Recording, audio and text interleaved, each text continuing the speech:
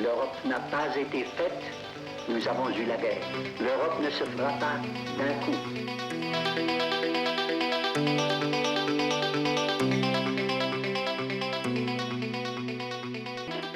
Federico Santopinto, vous êtes chargé de recherche au groupe de recherche et d'information sur la paix et la sécurité, GRIP, à Bruxelles.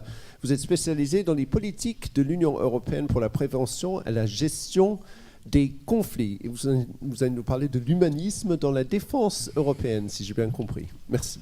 Merci beaucoup. Je suis plus spécialisé dans l'Union européenne que dans l'humanisme, je dois vous avouer, mais j'ai essayé quand même de faire le lien. En réalité, je suis spécialisé surtout sur l'intégration européenne dans le domaine de la défense. Et donc, je vais vous parler un peu de ce qui se passe à Bruxelles en matière de défense, étant donné que la défense européenne est devenue une politique majeure au sein de l'Union européenne depuis quelques années maintenant, même si elle existe depuis plus de 20 ans. C'est seulement maintenant qu'elle commence à prendre un certain intérêt ou une certaine ampleur. Avant tout, je voulais quand même poser une question de nature un peu plus générale. Je vais contrôler l'heure pour m'assurer que je ne vais pas me déborder. Voilà. De nature plus générale, l'Union européenne en tant que telle, au-delà de la défense européenne, est un projet de paix. On pourrait même dire que c'est le plus grand, raffiné et complexe et sophistiqué projet de prévention des conflits au monde, étant donné que l'Union européenne était calibrée pour prévenir les conflits. En ça, c'est un projet très très original. Mais maintenant, il est en train d'évoluer. C'était un projet de paix, un projet de prévention des conflits. Elle est en train d'évoluer en un projet de puissance. Parce que, vous l'aurez tous remarqué, on essaye de développer une politique étrangère commune, une politique de défense commune. On parle de Union européenne géopolitique, Union européenne politique. Juncker faisait référence à une commission politique. Von der Leyen, la nouvelle présidente de la Commission européenne, fait référence à une commission géopolitique. On essaye de développer cet outil militaire au niveau européen qui lui a fait défaut tout au cours du parcours d'intégration européenne. Donc on est en train d'évoluer d'un projet de paix vers un projet de puissance. Est-ce que c'est quelque chose de contradictoire par rapport aux objectifs originaires de l'Union européenne, qui était celui d'un projet de paix? Alors je voudrais citer un professeur britannique, mais avec la nationalité française maintenant depuis quelque temps, comme beaucoup de professeurs d'ailleurs britanniques, qui s'appelle Jolyon Howard, vous le connaissez sans doute. Lorsqu'on lui demande pourquoi l'Union européenne devrait devenir une puissance militaire ou devrait développer un outil militaire, il répond pour être à la table des grands, parce que lorsqu'on n'est pas à la table des grands, ça veut dire qu'on finira au menu. C'est la réponse qu'il donne. Et ça, c'est une réponse, on va dire, de type pragmatique. L'Union européenne a commencé à développer une politique de défense pour pouvoir ne pas être marginalisée dans le monde. Je vous parle du discours officiel. Ça a commencé en 1999, après les guerres balkaniques, qui ont été un traumatisme principalement pour les peuples de l'ex-Yougoslavie, bien entendu, mais aussi pour les Européens, dans le sens qu'ils se sont rendus compte que si on avait réussi à ramener la paix à l'intérieur de nos frontières, on n'était pas en mesure de la protéger ou de la promouvoir à 30-40 km de nos frontières, étant donné que les Balkans sont à une quarantaine de kilomètres à vol d'oiseau de l'Italie, par exemple. Donc, les guerres balkaniques sont à l'origine de la défense européenne. Les Européens se sont rendus compte qu'ils n'étaient pas en mesure d'intervenir pour imposer la paix par la force, et ce sont donc les Américains qui sont intervenus en Bosnie, puis au Kosovo. Et les Européens se sont rendus compte que sans les Américains, ils n'auraient pas été en mesure d'intervenir.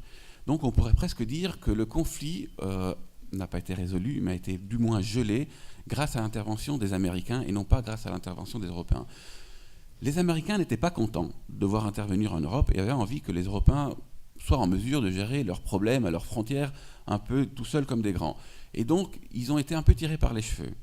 C'est comme ça que les Européens, en 1999, ont décidé de lancer une politique de défense commune, celle qu'on appellera par la suite politique de sécurité et de défense commune, en 1999.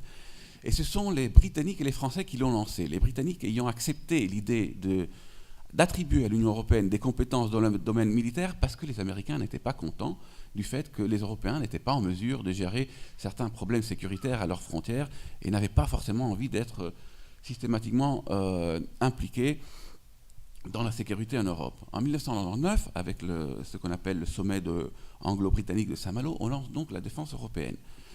Ceci dit, cette défense européenne prend une caractéristique immédiatement très particulière, c'est-à-dire qu'elle est gérée essentiellement par la méthode intergouvernementale de l'Union européenne, c'est-à-dire par le consensus et l'unanimité.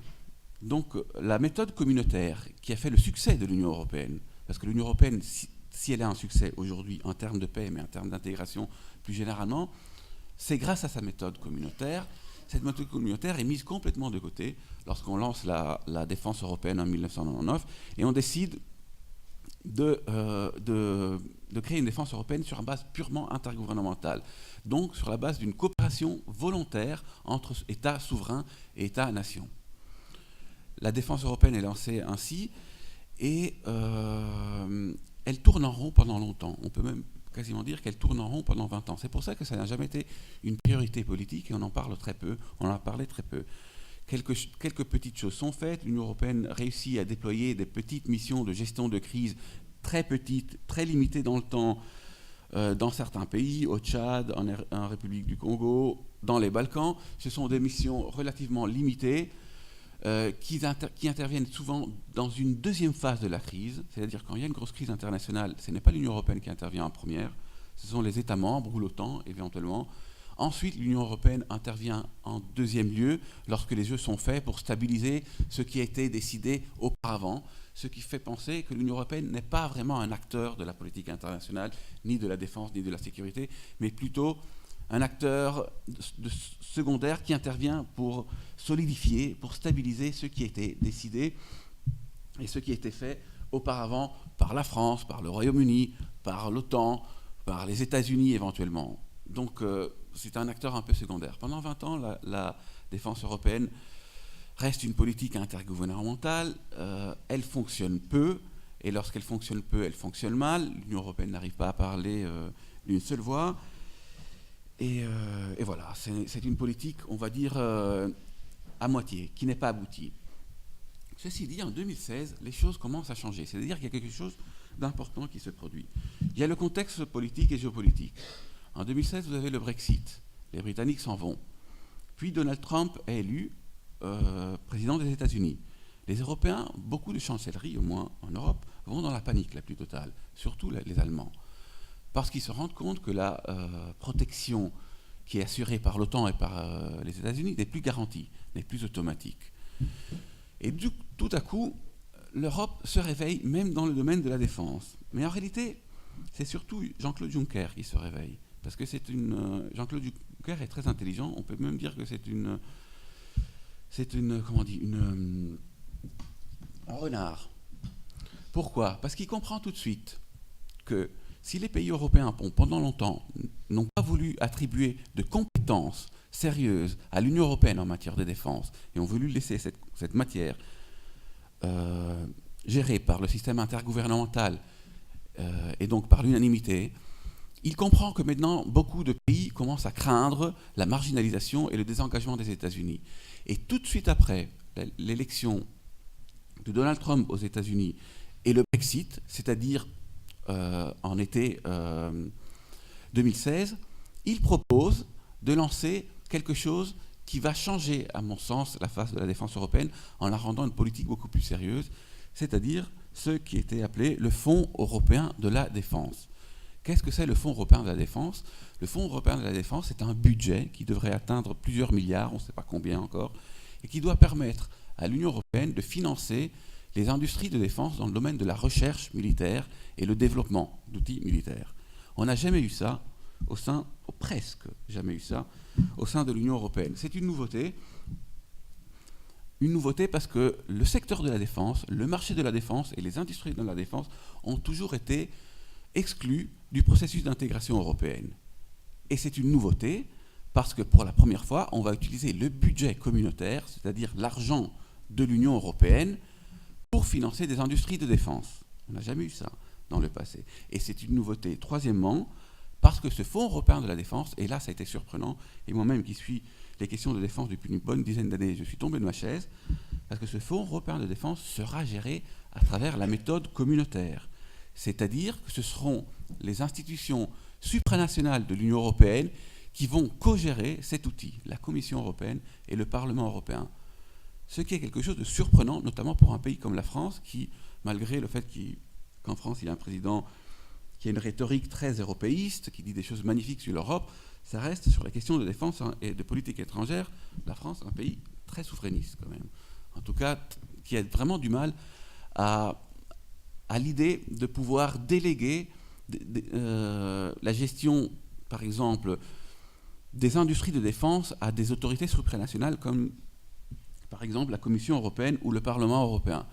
Donc, à partir de 2016, ce renard de Jean-Claude Juncker propose un fonds européen de la défense avec plusieurs milliards d'euros. On n'a pas encore défini le montant total parce que ce montant sera défini dans le cadre de la programmation budgétaire 2021-2027 et elle est en cours de discussion. Et il propose que ce fonds européen de la défense puisse directement dans le budget communautaire pour la première fois dans l'histoire de l'intégration européenne, et il propose que ce budget soit géré à travers la méthode communautaire, ce qui confère à la Commission européenne et au Parlement européen un rôle de planification absolument inimaginable. Il est clair que le Fonds européen de la défense n'aurait pas pu être relancé si les Britanniques étaient encore dans la partie. Les Britanniques sont sortis, ils n'étaient pas encore sortis, ils ne sont pas encore sortis, mais ils se sont un peu mis de côté. Et ce Fonds européen de la défense a été constitué par plusieurs personnes comme une véritable révolution, pour les raisons que je viens d'expliquer. Mais ce Fonds européen de la défense pose aussi des questions de nature éthique. Parce que, avant tout, les traités européens interdisent que le budget communautaire puisse être utilisé pour des questions militaires opérationnelles. C'est interdit par les traités européens. Comment peut-on justifier alors un Fonds européen de la défense si les traités l'interdisent? C'est très simple, le Fonds européen de la défense est présenté comme un outil, comme une politique qui rentre dans le chapitre de la politique industrielle des traités. Ce n'est donc pas formellement une politique de défense, c'est une politique industrielle.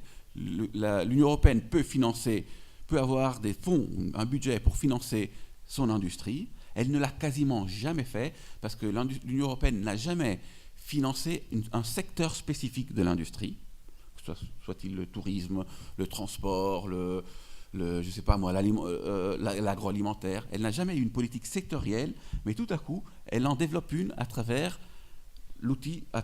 pour soutenir l'industrie de défense, qui est quand même un secteur de l'industrie, en présentant cette politique comme une politique industrielle. Donc, ça prouve bien que derrière l'idée qu'on veut développer une politique, ça prouve bien que l'Union européenne, et la Commission surtout, lorsqu'elle a fait cette proposition, elle a dû un peu contourner le traité parce qu'elle ne pouvait pas financer directement une politique de défense, et donc elle a présenté ça comme une politique industrielle. Mais, comme je viens de le dire, l'Union européenne n'a jamais vraiment eu une politique industrielle aussi sectorielle que celle-là.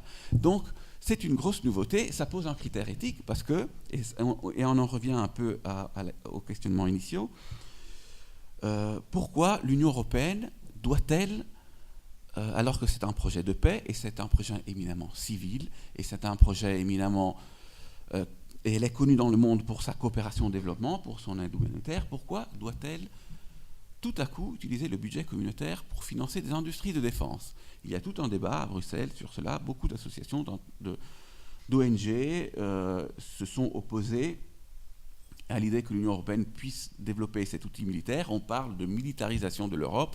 On dit que cette militarisation de l'Europe serait un détournement de son objectif humaniste, je suppose, qui est celui de ne pas faire la guerre, d'être alternatif à la guerre, d'être éminemment civil. Et donc voilà, il y a un débat éthique qui est ainsi lancé par le Fonds européen de la défense. Ce qui est intéressant de constater, c'est que tout à coup, les Américains se sont rendus compte que l'Union européenne a une politique de défense commune. Ils s'en étaient rendus compte en 1999, ils avaient un peu protesté parce qu'ils ne veulent pas que l'Union européenne ait ce qu'on appelle une autonomie stratégique propre, mais lorsqu'ils avaient compris que la défense européenne n'allait nulle part, ils ont mis ça de côté. Depuis 2016, depuis que l'Union européenne a lancé le Fonds européen de la défense et puis une autre initiative qui est la PESCO, je ne vais pas vous perdre dans des acronymes maintenant, ils se sont rendus compte que pour la première fois de son histoire, l'Union européenne allait développer des outils qui pouvaient objectivement renforcer l'autonomie stratégique de l'Union européenne. Et eux, les Américains, n'ont évidemment pas intérêt à ce que l'Europe ait une autonomie stratégique propre. Autonomie stratégique, qu'est-ce que ça veut dire? Juste pour être sûr qu'on se comprend bien, ça veut dire être en mesure de mener des actions militaires de manière autonome, sans dépendre d'un pays tiers. Aujourd'hui, même la France n'est pas autonome stratégiquement, parce que pour son intervention, par exemple, à travers la mission Serval au Mali, Et puis, à travers la mission suivante, qui était Barkhane, elle dépend du renseignement satellitaire américain. Aujourd'hui, aucun pays européen n'est réellement en mesure de mener une action militaire sans l'appui des États-Unis. En outre, on dépend souvent de l'acquisition d'équipements militaires américains. Et la France aussi a dû acheter des drones et doit acheter souvent des équipements électroniques américains encore aujourd'hui. Le Rafale est équipé, par exemple, de missiles américains. D'ailleurs, c'est pour ça qu'elle a eu des difficultés à exporter les Rafales à l'Égypte, parce que les Américains, certainement, n'ont pas voulu que les missiles intégrés au Rafale puissent être exportés en Égypte. Donc, la défense européenne est censée promouvoir ce qu'on appelle cette autonomie stratégique européenne, ce qui veut dire que l'Europe devrait être en mesure d'agir sans plus dépendre des Américains et devrait développer ses systèmes d'armes elle-même, ce qui veut dire devrait acheter moins américain, ce qui veut dire une sorte de préférence européenne. Donc les Américains ont protesté contre cette autonomie stratégique et essayent de mettre des bâtons dans les roues. Les souverainistes s'opposent au Fonds européen de la défense et l'idée que, parce que c'est une politique intégrationniste, et donc ne veulent pas que cette compétence soit transférée à Bruxelles. À gauche, les pacifistes et certains mouvements de gauche se tâtonnent. Bon, les pacifistes s'opposent à l'idée, voient dans le Fonds européen de la défense une forme de militarisation de l'Europe. D'autres partis à gauche, les socialistes et les démocrates, par exemple, se sont coupés en deux lorsqu'ils ont dû voter au Parlement européen le règlement instituant ce Fonds européen de la défense. La moitié a voté pour et la moitié a voté contre, parce qu'ils considèrent que ils ont du mal à percevoir un rôle militaire de l'Union européenne, ils ont du mal à accepter que l'Union européenne puisse devenir, non pas une puissance militaire, ou du moins un acteur militaire. Donc j'ai 4 minutes, je vais essayer de faire bref. Alors, il y a cette question éthique qui est soulevée par le Fonds européen de la défense, et elle est soulevée à partir de 2016, parce que le Fonds européen de la défense est, à mon sens, la seule chose sérieuse que l'Union européenne ait jamais fait en matière de défense. Alors, est-ce qu'on doit soutenir ou non ce Fonds européen de défense d'un point de vue humaniste? J'ai du mal à répondre à cette question. Je serais orienté par dire oui, à certaines conditions.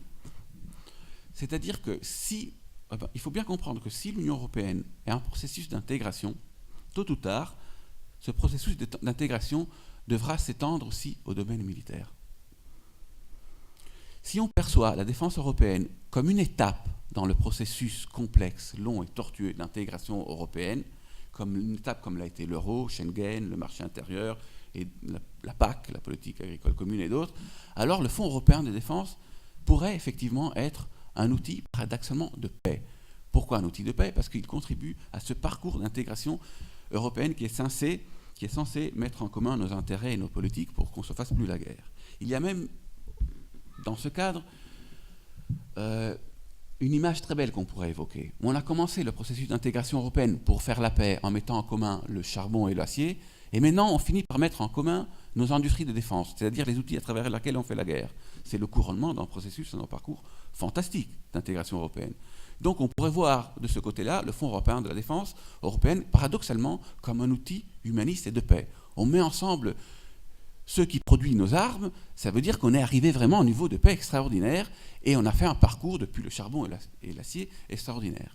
Le problème est que, même si le Fonds européen de la défense est un outil qui sera géré à travers la méthode communautaire et qui est donc censé intégrer les industries de défense et les marchés de la défense et qui est donc censé servir le projet plus vaste d'intégration européenne, il faut croire que les États membres ne le verront pas ainsi et vont essayer de contourner cet objectif intégrationniste. Et je suis désolé de le dire, j'aime beaucoup Macron, il est très sympa, il est jeune, dynamique, il a fait des discours magnifiques lorsqu'il est arrivé au pouvoir, lorsqu'il s'est présenté au Louvre avec l'hymne à la joie, c'était émouvant. Mais lorsqu'on voit concrètement quelle est la politique de la France à Bruxelles, dans le Conseil européen et surtout dans le Conseil des ministres, on peut constater que les Français ont du mal avec l'idée que la défense européenne puisse devenir une compétence communautaire et essayent de la contourner. Pourquoi? Parce que beaucoup d'États membres voient dans le Fonds européen de la défense un gros gâteau, un budget sur lequel on peut se servir pour financer nos industries de défense nationales sans projet et programmation réellement européenne. Donc, sous ce côté-là, le Fonds européen de la défense risque d'être un échec. Qu'est-ce qu'il sera? Je ne sais pas vous le dire, on le saura à terme, parce qu'il faudra un peu de temps, mais il y a ce danger. Il y a le danger que les États membres finissent par détourner un objectif qui pourrait être louable et finissent par percevoir le Fonds européen de la défense juste une occasion pour pouvoir mettre les mains sur le budget communautaire et financer des industries nationales qui restent nationales et qui ne poursuivent pas un objectif européen d'intégration. C'est le gros risque. Et dans ce cas-ci, si ce scénario devait se produire, on pourrait dire qu'alors le Fonds européen de la défense, non seulement ne s'en sert pas dans le processus d'intégration européenne, mais ne le sert pas, et alors ce n'est pas un outil de paix, ce n'est pas un outil cohérent avec l'objectif d'intégration européenne et de paix, et ce n'est peut-être pas un outil qui servira à l'humanisme. Voilà, j'ai fini. Une minute est passée. Juste deux remarques. La première concernant la tentative de mise en place d'une politique de la défense. Vous avez évoqué l'abandon de la méthode communautaire. Ce qui est vrai, mais s'il y a une chance d'aboutir à une politique de la défense, elle se fera de manière intergouvernementale. La preuve en est que les dernières avancées en matière européenne, que ce soit Schengen ou l'euro, n'ont rien de communautaire. Rien. Ni sur la méthode, ni sur la politique. Ce sont des accords entre États membres à l'intérieur de l'Europe, mais rien de communautaire. Donc s'il y a une chance d'aboutir, et je pense que les grandes orientations d'avenir ne se feront pas selon une méthode communautaire qui est subordonnée à l'acceptation des 27 États membres, elles se feront plutôt sur la base des accords entre petits groupes, notamment sur des questions très délicates comme la défense. Alors oui, merci pour la question. Alors avant de vous répondre, je voudrais faire une petite précision. J'ai eu envie de la faire en vous entendant. Tout à l'heure, le système communautaire, ça c'est très important, c'est pas un système supranational. Le système communautaire, c'est un système mixte qui mélange l'action intergouvernementale avec l'action de deux institutions supranationales et dans lesquelles aucune des deux prévaut. Et c'est ça qui est assez génial. Donc, je voudrais préciser, ça doit être clair, le système communautaire n'est pas un système fédéral ni un système supranational.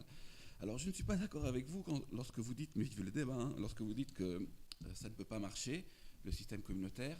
Alors, avant tout, l'euro fonctionne à travers un système communautaire, mais il a été lancé à travers un mécanisme intergouvernemental et Schengen tout au plus. Mais peut-être, je sais que c'est un peu provocateur ce que je vais dire, mais pour moi, l'euro n'est pas un succès. C'est un Italien qui vous le dit, et un Grec comme vous devrait peut-être se poser aussi des questions, parce que l'euro a été constitué, on a constitué une politique monétaire commune, on a donné des pouvoirs immenses à une banque centrale sans avoir une politique budgétaire commune au niveau européen, ce qui a créé pas mal de problèmes pour certains pays. Objectivement, c'est contestable de dire que l'euro ce soit un succès, mais en tout cas, c'est une politique d'intégration, même si ce n'est pas forcément un succès.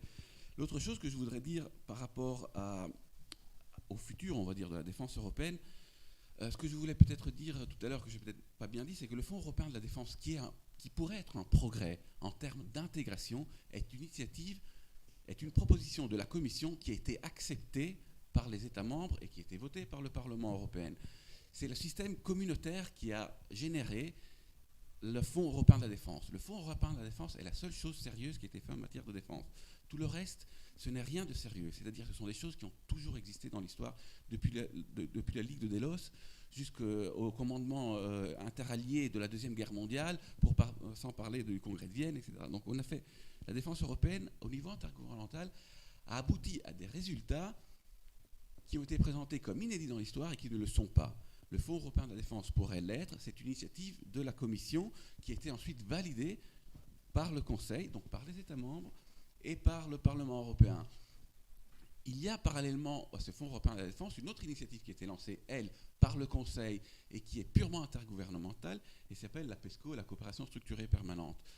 Elle vient d'être lancée, vous verrez, cette initiative n'ira nulle part. La coopération structurée permanente, qui est l'initiative intergouvernementale, n'est pas considérée comme prometteuse pour le futur de la défense européenne. Une autre initiative encore s'appelle CARD, je suis désolé de vous sortir tous ces acronymes européens, qui est de nouveau une initiative de coordination de la planification militaire des États membres qui doit rester sur un plan purement intergouvernemental. Vous verrez, elle n'ira nulle part.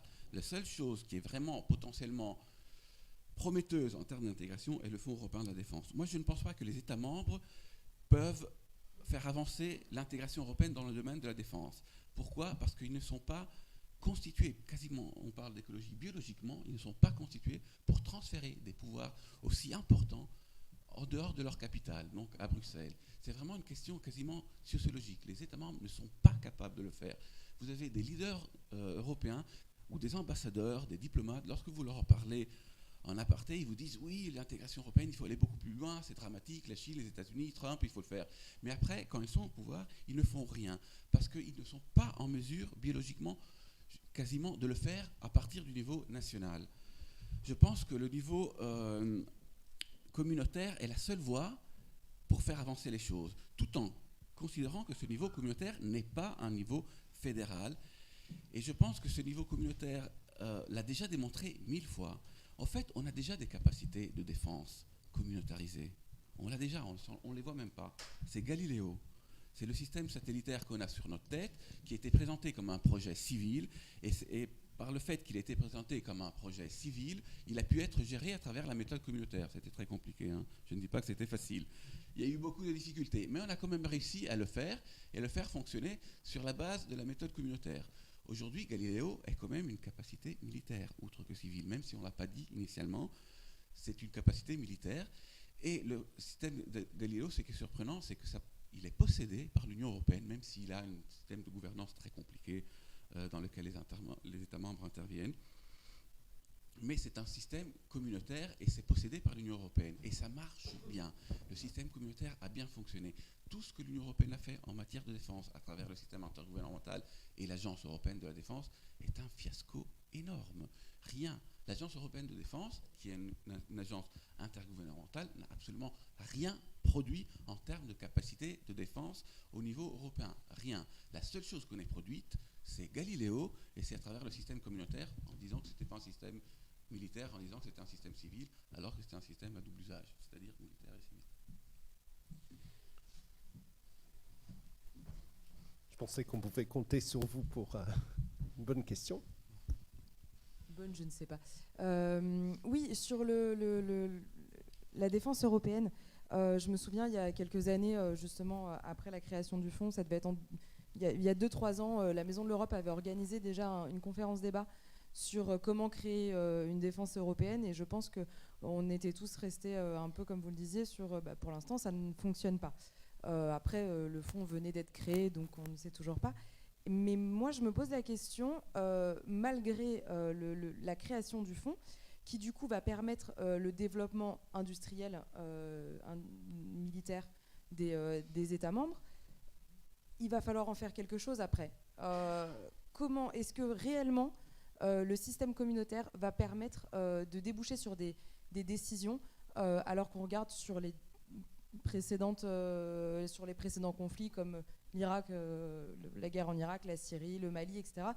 Les États n'arrivent pas à se mettre d'accord, et je ne suis pas sûre qu'à l'échelon de la Commission ou du Parlement, ça marche mieux, et qu'au niveau communautaire, on arrive à débloquer au niveau des décisionnels de qu'est-ce qu'on en fait. Et ensuite, je voulais revenir effectivement sur Galileo aussi. Effectivement, ça peut permettre un financement, mais si on prend l'exemple de Galileo, un exemple très concret, les entreprises du coup, qui sont en partenariat pour Galileo, comme Ariane par exemple, ou beaucoup d'entreprises de Clemcy, Bouygues, etc., les salariés ont des accréditations secret défense. Et du coup, je sais que par exemple, ça pose des problèmes pour aller travailler. Un Français qui va être accrédité secret défense en France ne pourra pas aller travailler en tant que salarié dans une entreprise allemande, par exemple. C'est un cas très concret que je connais qui s'est passé.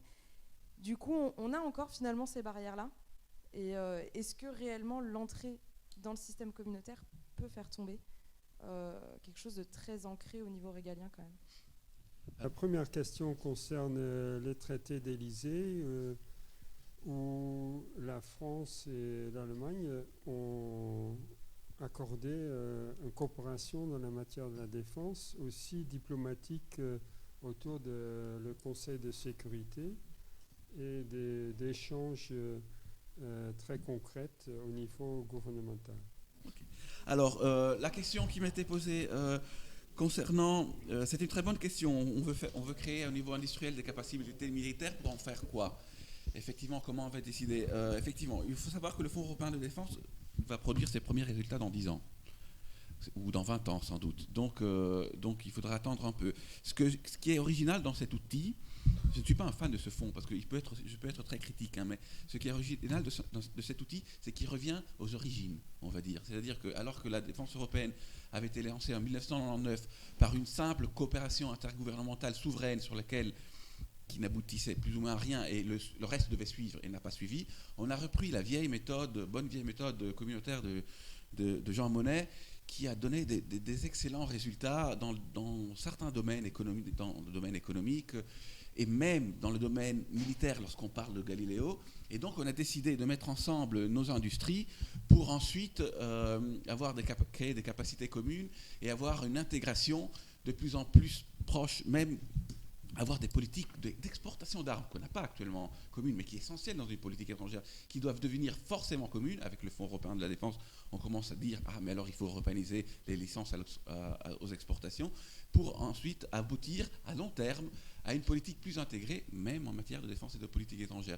Donc c'est ça qui est original, mais il va falloir patienter et ça ne produira pas des résultats du jour au lendemain. Concernant le traité de l'Élysée, le traité de l'Élysée est un traité qui est censé être fondateur de la relation entre les Allemands et les Français. Les Français ne veulent pas céder leur siège permanent au Conseil de sécurité. On va dire que c'est normal. Hein. Ceci dit, effectivement, si un jour on veut aboutir à une plus grande intégration, il faudra réfléchir à cela. Et là, je reviens un peu à ce que vous aviez dit. C'est pour ça que je n'ai aucune confiance dans la capacité des États membres de faire avancer l'intégration européenne dans le domaine de la défense. Même si je suis parfaitement conscient qu'on ne peut pas avancer sans leur consentement, ce n'est pas de leur initiative qu'on va avancer. C'est ça que je voulais dire. On ne peut pas avancer sans le consentement des États membres. Ça, c'est clair. Hein. Ce serait très même autoritaire de la refaire. Mais ce ne sera pas de leur initiative. Je constate que la seule chose de bon qu'on a fait en 20 ans vient du système communautaire. Les deux seules choses de bon qu'on a fait en 20 ans viennent du système communautaire, d'une initiative de la Commission avec le Conseil impliqué à 100%. Ce sont le Fonds européen de la défense et Galiléo. C'est ce que je voulais dire. Le traité de l'Élysée parle d'une coopération, c'était pour mettre les Allemands un peu tranquille, à s'asseoir tranquillement pour dire non, ce ne sera pas maintenant qu'on va partager notre siège permanent au Conseil de sécurité. Le traité de l'Élysée devait aussi résoudre le problème des exportations, des équipements de défense que les Français et les Allemands produiraient ensemble, éventuellement avec le Fonds européen de la défense. Et là, il y a un gros problème, parce que si les Allemands sont prêts à donner un peu plus de pouvoir à l'Union européenne dans l'octroi des licences à l'exportation, les Français ont beau faire des discours magnifiques en termes d'intégration européenne, ils veulent garder cette compétence purement nationale parce qu'ils sont intergouvernementalistes. C'est pour ça que je trouve, quelque part, que le président Macron a une rhétorique qui ne correspond pas forcément à ce qu'il fait. Et tout compte fait, la politique européenne de la France reste toujours la même. C'est une politique purement gaullienne.